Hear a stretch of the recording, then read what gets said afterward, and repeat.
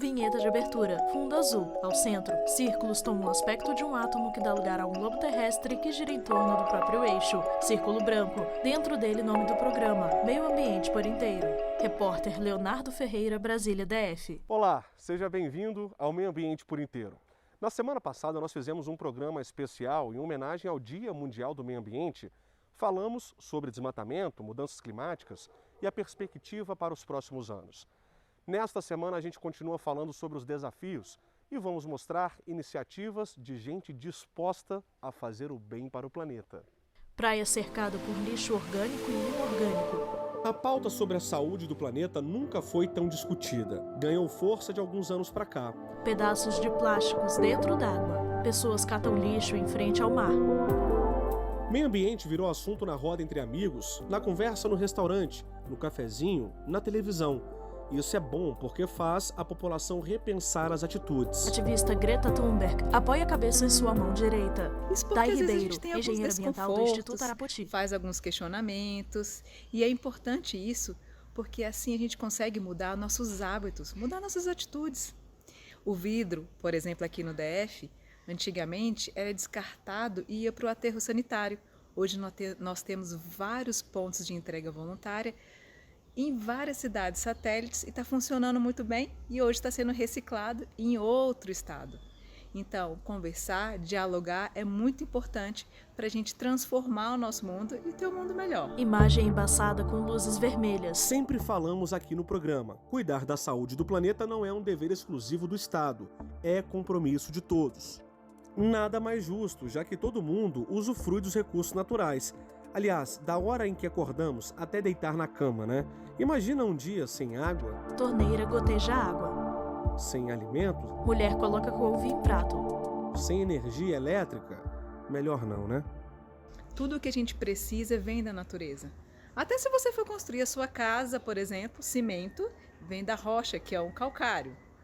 Não é? Se você for fazer uma bioconstrução, você precisa da terra e outros materiais. Então, tudo vem da natureza. E é importante a gente ter gratidão por ela e devolver com menor impacto ou sem nenhuma poluição, porque nós somos natureza. Fotografia em preto e branco de salão com palco. O Dia Mundial do Meio Ambiente foi criado pela Organização das Nações Unidas em 1972 na Suécia, durante a Conferência de Estocolmo. Foi um mega evento que reuniu ambientalistas e representantes de 113 países. O dia ficou marcado na história. Em jornal Antigo Lê-se, ONU considera integrados ecologia Foram e discutidos desenvolvimento. assuntos importantes ligados à preservação da natureza, como qualidade da água, desenvolvimento sustentável, mudanças climáticas, práticas agrícolas e metais pesados lançados na natureza. Naquela época, veja bem, há quase meio século, já era motivo de preocupação a exploração desenfreada dos bens naturais. O Dia Mundial do Meio Ambiente é muito importante porque é uma forma de chamar a atenção para a situação, promover debates, questionamentos, discussões sobre a problemática ambiental. Em quase meio século, quando o meio ambiente ganhou um dia de homenagem no calendário, a população mundial cresceu, assim como as indústrias, rodovias, as cidades, o agronegócio. A parte boa é garantir alimento para cerca de 8 bilhões de pessoas que habitam o mundo, gerar emprego e aquecer a economia. A parte ruim desse avanço são áreas preservadas cada vez menores. A natureza dá sinais quando as coisas não estão bem em uma região. Vamos refletir, porque eu quero deixar o mundo melhor para o meu filho. E você, também quer deixar o mundo melhor? Vamos refletir, não existe fora. Tudo é natureza, nós somos a terra. Carro preto trafega em estrada de terra.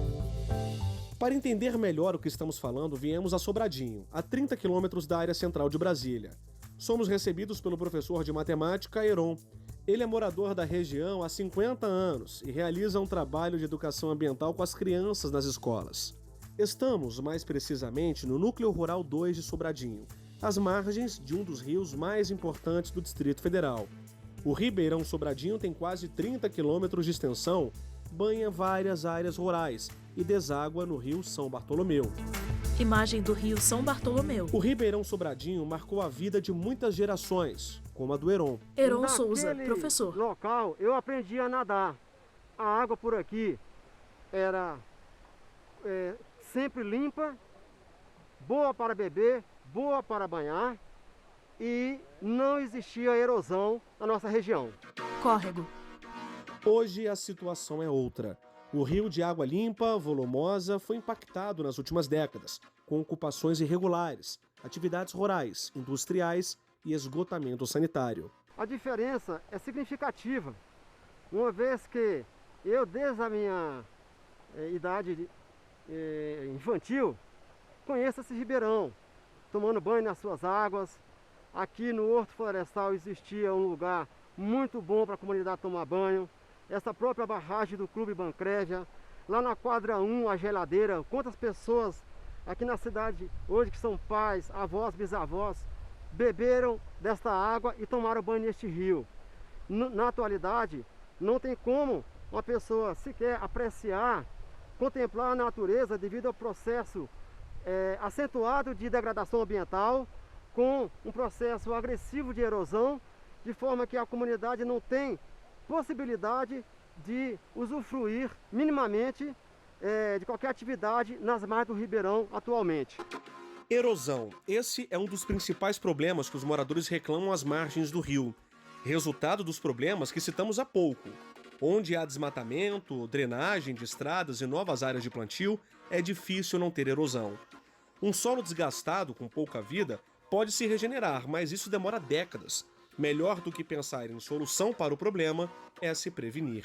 A criação de núcleos urbanos informais, aqui próximo de Sobradinho, como por exemplo a criação do bairro Nova Colina. Recentemente os condomínios, como por exemplo o condomínio Alto da Boa Vista, levou a um processo de impermeabilização do solo, e os últimos regimes de chuva têm sido extremamente graves para esse ribeirão, porque esse processo de muito asfalto, muito cimento aqui nesta região toda tem canalizado um volume assustador de água para o ribeirão, e esse volume de água tem arrancado as árvores, tem constituído um processo erosivo grave para toda a comunidade de Sobradinho. De alguns anos para cá, Heron e outros chacareiros resolveram fazer parte do problema e dividir a responsabilidade com outros moradores da zona rural. Lembra que falamos no começo do programa que o compromisso com a conservação dos ecossistemas precisa ser de todos? O trabalho é de formiga, devagarinho. Chamar a atenção das pessoas de que é preciso preservar não é fácil. Nos últimos 3 anos, o Distrito Federal foi marcado por regimes fortes de chuvas. E os próprios chacareiros do Núcleo Rural 2, assim como reportagens recentes aqui no Distrito Federal, retrataram o avanço rápido nos últimos anos da erosão que vem destruindo o Ribeirão Sobradinho. Especialmente a destruição das nascentes aqui próximo do antigo Horto Florestal, ali nos fundos da quadra 18 da cidade. Homem caminha no meio de mata. Nossa reportagem também conversou com Dário Viana. Ele mora na região há 57 anos, desde que nasceu. Dário confirma tudo o que o Heron nos relatou. Antigamente, a natureza convivia em harmonia. A fotografia mudou e, para os produtores rurais, cultivar alimentos ficou mais difícil. Esse ano não haverá produção. Dário Viana, ambientalista. A falta de recurso hídrico. Não tem água, porque o rego d'água que abastecia a comunidade rural foi assolado pelo Ribeirão Sobradinho. Problemas ambientais graves encontramos de norte a sul do país. Não era para ser assim, já que temos uma legislação ampla sobre o assunto. Erosão ao lado de córrego. De leis, o Brasil está... Dos estúdios da TV Justiça, Cristiano Oliveira conversou com o advogado Mário Werneck. Ele já adianta, leis temos, falta efetividade. A gente teve no Brasil, Mário Werneck, advogado. Depois de 1965, na primeira edição do Código Florestal Brasileiro, a antiga 4771, em 1981, para aqueles que não sabem, muitos não têm conhecimento, que historicamente a Política Nacional de Meio Ambiente foi criada em 1981 em pleno regime militar, não é? Que muitos assim reputam como um período muito obscuro e que, na verdade, a gente tem que deixar a análise de cada um. Eu acho que, particularmente nas questões ambientais, foram momentos importantes, até mesmo porque na Política Nacional de Meio Ambiente nós criamos uma série digamos assim, de melhorias em nível nacional e que foram descentralizadas para os estados e municípios. Na Constituição Federal de 1988, o meio ambiente ganhou um capítulo especial. O artigo 225 diz que todos têm direito ao meio ambiente ecologicamente equilibrado, bem de uso comum do povo e essencial à sadia qualidade de vida, impondo-se ao poder público e à coletividade o dever de defendê-lo e preservá-lo para as presentes e futuras gerações.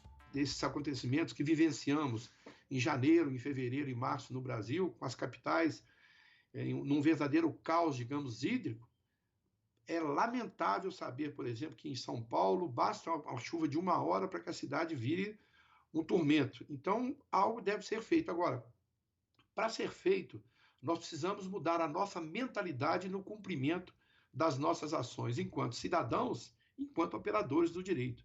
Não se admite mais, de forma alguma, análises políticas. As análises devem ser deixar um pouco a política de lado e acreditar mais na efetividade dessas leis. Antes de terminar a conversa, o advogado reforça: a efetividade das leis depende da participação da sociedade, órgãos, empresas e principalmente dos governantes. Nós estamos falando de um país que tem recursos naturais e tem sobra de recursos naturais.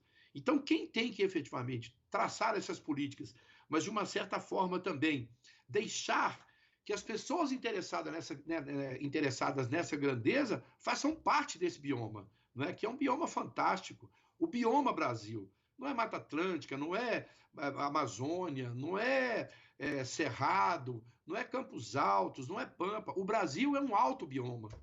É um país maravilhoso. A solução passa necessariamente por legislações. Há de se fazer um arcabouço legal para que as saídas desses problemas seja a saída melhor possível? A 9.605, nos seus primeiros artigos, ela fala sobre a responsabilidade penal da pessoa jurídica, né, e da pessoa física. Quando as pessoas se derem noção de que nós temos que revitalizar o homem, primeiro, antes de revitalizar a natureza, pegar toda a legislação pátria que nós temos, condensar talvez num Código Brasileiro Ambiental, chamado CBA, e as pessoas tiverem noção que para melhorarmos, primeiro nós precisamos fazer uma autodefesa daquilo que pensamos, eu acho que isso vai ter saída. Lixo entulhado em praia. Transição. Colheitadeira. No próximo bloco, será que a agricultura é um dos principais vilões do meio ambiente? O que dizem os especialistas? A gente volta já. Vinheta. Fundo azul. Animação de um átomo que dá lugar ao planeta Terra, que dá lugar a um círculo branco. No centro, meio ambiente por inteiro. Vinheta. Fundo azul. Animação de um átomo que dá lugar ao planeta Terra, que dá lugar a um círculo branco. No centro, meio ambiente por inteiro. Repórter Leonardo Ferreira, Brasília, DF. Estamos de volta agora para falar sobre um assunto polêmico quando o tema é preservação. Agricultura. Imagine só. Para alimentar quase 8 bilhões de pessoas do mundo é preciso plantar muito, né? Conforme esse número aumenta, é preciso abrir novas áreas de cultivo e o que acontece é uma grande perda da biodiversidade. O X da questão é: até que ponto é possível aumentar a produção sem ter de derrubar mais florestas? Colheitadeira passa em campo. Pôr do sol. Para pensar no futuro, é preciso entender o passado. Nas últimas 4 décadas, o Brasil deixou de importar alimentos e se tornou um grande provedor para o mundo. Hoje, se produz mais em cada hectare de terra. A agricultura vem se modernizando, mas os desafios são grandes. Há milhões de hectares de solos e pastagens degradados, água desperdiçada, uso em excesso de agrotóxicos que contaminam rios e oferecem riscos à saúde humana. Pulverizador de solo passa em campo. Nosso primeiro entrevistado desse bloco é Gustavo Chianca, representante da Organização das Nações Unidas para Alimentação e Agricultura. A FAO, que é uma agência das Nações Unidas especializada, Gustavo Chianca, representante da FAO no Brasil. Agricultura e alimentação, se preocupa muito e tem falado muito sobre, cada vez mais, o futuro da alimentação está na alimentação de proximidade. Aquela alimentação que você produz próximo, que você não tem um gasto energético grande para se levar, que você garante uma segurança alimentar, não de 4 ou 5 produtos, mas aqueles produtos da região e que as pessoas da região estão habituados a comer. Entre 1975 e 2017, a produção de grãos passou de 38 milhões de toneladas para 236 milhões. Crescimento 6 vezes maior em uma área que cresceu apenas o dobro.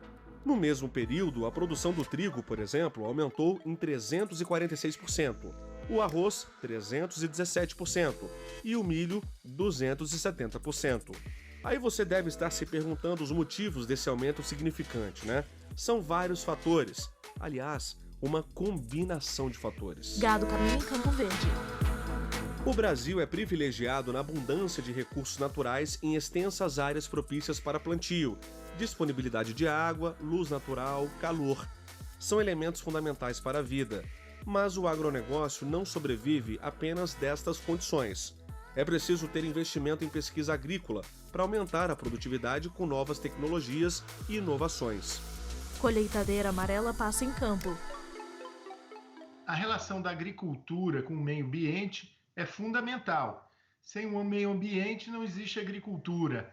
Então há uma simbiose, há uma proximidade que um não existe o outro. O solo necessita do meio ambiente, então a planta que se planta para se fazer o alimento precisa do meio ambiente. E sim, é possível sim, e o Brasil é um exemplo, de se caminhar lado a lado, alta tecnologia, grande produção, produção familiar e preservação do meio ambiente. Tecnologia de ponta não são apenas máquinas de grande porte com sistema moderno e inteligente, softwares e aplicativos, é o cuidado com o solo, com os recursos naturais. Vamos dar um exemplo. A água, a principal parceira das lavouras, é considerada uma tecnologia de ponta, pela importância. Por exemplo, os produtores de água são aqueles que preservam as suas nascentes, que preservam os seus rios, que mantêm os seus rios com a quantidade de mata ciliar necessária e as suas nascentes. Aí sim, são tecnologias de ponta, são muitas vezes simples, mas que são importantes para o nosso futuro e para o meio ambiente. Agricultura e meio ambiente, um depende do outro. O caminho da conscientização é longo, mas a maioria dos produtores rurais já adota novas práticas agrícolas para diminuir o impacto ambiental. Notícia boa, ainda mais se a gente analisar as últimas pesquisas. Segundo a ONU, a agricultura, a silvicultura e outras atividades de uso do solo representam 23% das emissões humanas de gases do efeito estufa, causador das mudanças climáticas, que, por sua vez, pode comprometer a produção e oferta de alimentos. É um ciclo. Largo campo cultivado. Então, hoje em dia... Agora, nosso entrevistado é do Rio de Janeiro, da Embrapa Solos. Daniel é chefe de pesquisa e desenvolvimento. Ele começa o bate-papo com Cristiano Oliveira explicando que tecnologia no campo é eficiência, tanto do ponto de vista de produtividade, quanto de menor uso dos recursos naturais. A gente tem como transformar dados em resultados online, on time, para que a gente possa atuar de maneira precisa no campo. E existem vários Daniel Vidal Pérez, vamos dizer chefe assim, de pesquisa e programas e desenvolvimento da softwares que Embrapa estão sendo Solos. usados. Eu me lembro até que há uns 3 anos atrás nós tivemos um hackathon dentro da Embrapa, na nossa sede em Brasília, em que um dos grupos que ganhou, o vencedor, foi exatamente um grupo que fazia a identificação da praga. Se você faz a identificação da praga correta na hora certa, ele já te diz quais são os produtos aprovados pelo Ministério e ele te diz a quantidade que tem que ser usada, a formulação, ou seja, ele municia o produtor com os dados que são necessários. Quando a gente fala em agricultura, vem na cabeça essas imagens, né? Grandes lavouras a perder de vista, monocultura. Alguns ambientalistas defendem a ideia de que isso é ruim para o meio ambiente porque enfraquece o solo. Flávia Zucala, analista de conservação da produção WWF pecuária, Brasil. geralmente está associado à abertura de novas áreas com desmatamento e a exploração da terra à exaustão, gerando a degradação das pastagens, tanto nativas como exóticas plantadas, e também do solo. A degradação do solo está relacionada também com o assoreamento de corpos d'água. Às vezes também há conflitos com terras indígenas e áreas protegidas. Se a gente pensar que 1/3 da biodiversidade do planeta está debaixo da Terra, esse é um problema grave. O retrato da agricultura brasileira não é apenas esse. Aliás, 80% da comida produzida no mundo é da agricultura familiar. Homens trabalham em lavoura. O Meio Ambiente por Inteiro também conversou com Miguel Calmon, diretor do Programa de Florestas do WRI Brasil, um instituto de pesquisa que realiza ações para promover a proteção da natureza, oportunidades econômicas e bem-estar humano.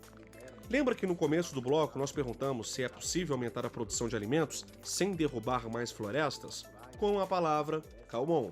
E a resposta é sim, claro. Miguel Calmon, diretor de Programa de Florestas do WRI Brasil. Agora é o Brasil realmente ter um compromisso nacional de realmente eliminar a ilegalidade que existe dentro de alguns setores de produção agropecuária e realmente aumentar a escala. O Brasil tem milhões de hectares de áreas degradadas e de baixa aptidão agrícola que podem serem melhoradas, aumentar a sua produtividade nessas áreas, para a expansão tanto da pecuária, através de intensificação, como da própria agricultura, expandir nessas áreas, porque tem hoje as tecnologias, tem os sistemas integrados, lavoura, pecuária e florestas, integração de pecuária e floresta, o sistema que permite produção simultânea de agricultura, pecuária e floresta na mesma área. A integração lavoura-pecuária-floresta, a que Miguel se referiu, é uma estratégia de produção que o próprio nome diz. Integra diferentes sistemas agrícolas, pecuários e florestais na mesma área. É uma forma de otimizar o uso da terra, aumentar os resultados, diversificar a produção e ter produtos de qualidade. O sistema ILPF traz bem-estar para os animais e ainda reduz a pressão de abrir novas áreas para pastejo ou plantio. Gado pasta. A previsão, segundo a ONU, é de que em 2050 a população mundial seja de quase 10 bilhões de pessoas. O desafio é grande: produzir alimentos suficientes para atender a demanda sem destruir o planeta de forma sustentável. Será possível? E a resposta é que sim, ele pode. Ele tem toda a capacidade, tem muitas terras degradadas que podem ser convertidas em áreas com maior produtividade, tanto para a pecuária como a agricultura. Nós temos hoje as tecnologias já comprovadas do ABC, da agricultura de baixo carbono, como integração lavoura, pecuária e florestas, e integração pecuária e floresta, onde se permite colocar na mesma área florestas, agricultura e pecuária. Então, isso é uma forma de você otimizar o uso do solo e, ao mesmo tempo, você gerar outros benefícios muito importantes aí, tanto para a questão da produtividade, para o conforto do próprio animal e também com diversificação de renda, Você trabalha com 3 produtos, que você aumenta a sua capacidade de acessar o mercado. Então, sim, o Brasil tem tudo para fazer isso, tem alguns desafios que precisamos vencer, mas eu acho que o Brasil será, com certeza, essa liderança global da produção de alimentos sustentáveis. A mudança que se espera na cultura pecuarista é a migração de um modelo exploratório para um modelo sustentável de produção, onde o equilíbrio entre os recursos naturais sejam prioridade para os diferentes elos da cadeia. Gado em grande espaço aberto. Transição. Mão mexe em sacola de plástico. Bom, e já que o assunto é o Dia Mundial do Meio Ambiente, no próximo bloco a gente dá dicas de como ser mais sustentável e dar a sua contribuição com a natureza sem sair de casa. A gente volta já. Vinheta. Fundo azul. Animação de um átomo que dá lugar ao planeta Terra, que dá lugar a um círculo branco. No centro, meio ambiente por inteiro. Vinheta. Fundo azul. Animação de um átomo que dá lugar ao planeta Terra, que dá lugar a um círculo branco. No centro, meio ambiente por inteiro. Repórter Leonardo Ferreira, Brasília, DF. Estamos de volta com uma pergunta. O que você faz no dia a dia, em casa, que ajuda a preservar o meio ambiente? No terceiro bloco do programa, convidamos uma mineira, diretamente de Unai, para dar dicas simples que fazem toda a diferença. Olha só. Isabel Nedima é bancária, conhecida na família e entre os amigos por ser preocupada com a saúde do planeta. Ela faz tudo o que pode para impactar menos a natureza. A casa dela é grande, bem movimentada. Aí já sabe, Produz muito lixo. A gente tem que ter atitudes diárias. Isabel Nedima, não é bancária. uma coisa fácil, por isso que as pessoas não costumam fazer. Porque lixo nos remete à sujeira, mas o lixo que a gente produz não precisa ir para a natureza sujo. A gente só vai colocar no saco de lixo aquilo que realmente ninguém vai aproveitar, e nem eu e ninguém vai aproveitar. Porque tudo que eu puder reaproveitar, eu vou reaproveitar. Vou mostrar alguns exemplos para vocês. Uma coisa que todo mundo sabe que eu sempre junto são cascas de banana. cascas de banana e cascas de ovos. Aqui tem as cascas de ovos. E eu também costumo não jogar na natureza o pó de café. Aqui vocês podem ver o pó de café que as plantas adoram. Eu tenho esse quintal enorme, gramado, tem pé de jabuticaba, eu amo plantas. Dá uma olhada aqui na saúde das minhas babosas, né? Conhecida por babosa, aloe vera, que tem várias aplicações medicinais. Tudo aqui em casa é com casca de ovo, pó de café e casca de banana. Pó de café é um excelente adubo natural, mas se exagerar, mata a planta. Cá entre nós, isso inclusive já aconteceu com a Isabel. Aprendeu a lição. Ainda falando sobre adubo, sabe o que Isabel também aproveita? Beterraba, para florir, você bate a beterraba no liquidificador com água e coloca nas plantas. Excelente! A planta vai florir muito, uma vez por semana só. Vamos falar dos móveis, madeira que seria jogada fora. Esse sofá que está aqui na minha varanda, ele foi feito de uma cabeceira de cama pela minha irmã. Minha irmã também tem essa responsabilidade socioambiental, ela também reaproveita tudo. Meu irmão, que mora aqui do lado, ele tem uma chácara só com material reciclado de construções antigas. Os remédios vencidos não vão para o lixo comum. Isabel separa tudo. Quando chega uma quantidade boa, faz o descarte em uma farmácia. Agora a campainha tocou. É um senhor que toda sexta ele vem na minha casa para pegar o lixo reciclável. Vamos lá conversar com ele.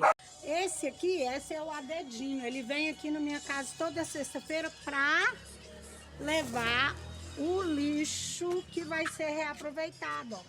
Dá um tchau, seu Adedino. Tá vendo? Ele faz parte da reciclagem, o apoio de latinhas e tudo. Então, assim, eu só junto, ele vem e pega. Obrigada, seu Adedino. Mudar as atitudes. Essas são as palavras-chave. Dentro de casa, dá para economizar energia elétrica, não desperdiçar água. Torneira aberta. Outra dica importante, se possível, consuma alimentos de produtores rurais próximos a você. Separe o lixo corretamente, faça como a Isabel, reaproveite cascas de frutas e verduras, transforme o resíduo orgânico em adubo.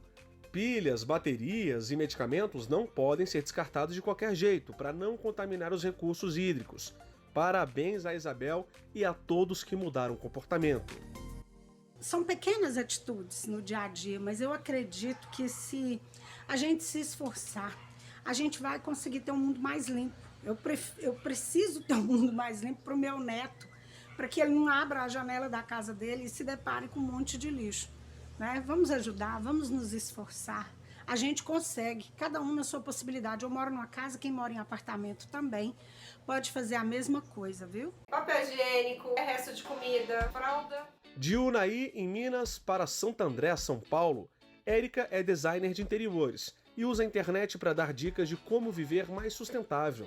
Por exemplo, você já pensou em substituir a sacolinha plástica no lixo da pia por saco de pão?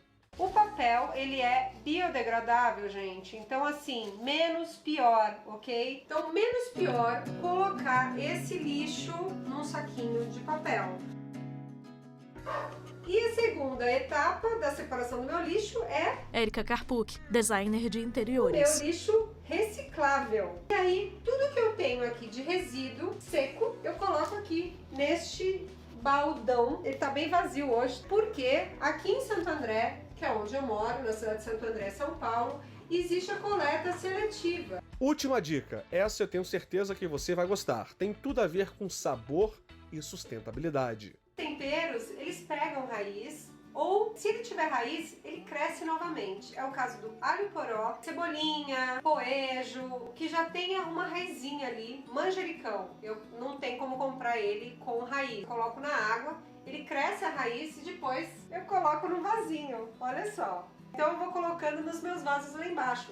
Então isso é você comprar o seu alimento de forma consciente, porque você pode reutilizar ele por um longo período aí, sem precisar ficar comprando. Érica coloca o pote com manjericão em bancada. Tá esperando o que para fazer tudo isso na sua casa? Com essas dicas, a gente termina o Meio Ambiente por Inteiro desta semana. Lixo em praia. Estamos no YouTube, nosso canal é TV Justiça Oficial. Se quiser entrar em contato conosco, o e-mail é meioambienteporinteiro@stf.jus.br. Até semana que vem. Créditos. Produção, Rayane Ribas. Reportagem, Cristiano Oliveira e Leonardo Ferreira. Edição de texto, Cristiano Oliveira. Cinegrafia, Francisco Cosme e Lúcio Ribeiro. Assistência técnica, Josenildo Júnior e o Eric Rodrigues. Edição de pós-produção, Paulo Mendonça. Videografismo, Leonardo Veloso. Audiodescrição, Visuáudio. Narração e roteiro, Ana Luísa De Franco. Núcleo de programação, Rosa Wazen. Núcleo técnico, Fábio Guedes. Núcleo de produção de programas, Flávio Soledade. Supervisão, Coordenadoria de Gestão da TV e Rádio Justiça. Secretaria de Comunicação Social, STF. Realização, TV Justiça Essencial 2020.